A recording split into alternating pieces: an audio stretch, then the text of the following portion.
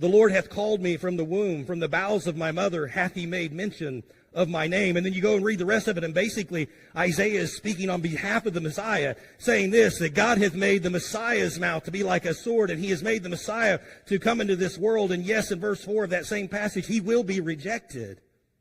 But the point is this, one day the Messiah would come. That's what Isaiah is saying.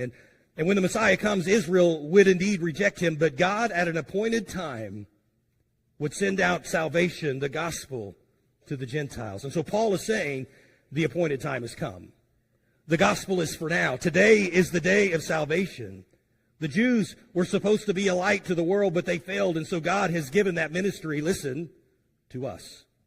The ministry of reconciliation is now the ministry of the church. The ministry of this day and age, it is you and I as God's people. Today is the day that we should be sharing the gospel. And here's what I'm just simply trying to get at. Wouldn't it be tragic for you and I who have this one ministry in common? Yes, we all have different gifts. We all have different abilities. We all have different callings, so to speak. But one thing we all have in common is we are all supposed to be ambassadors for Christ. And wouldn't it be tragic for you and I to have no fruit in the one ministry that we all share? Something else that can hinder our fruit from bearing as Christians the way we're supposed to is our personal testimony. Paul shares his concern for the testimony of the church at Corinth in verse 3. He tells them this is your ministry, so therefore, verse 3, we're to give no offense in anything, that the ministry be not blamed.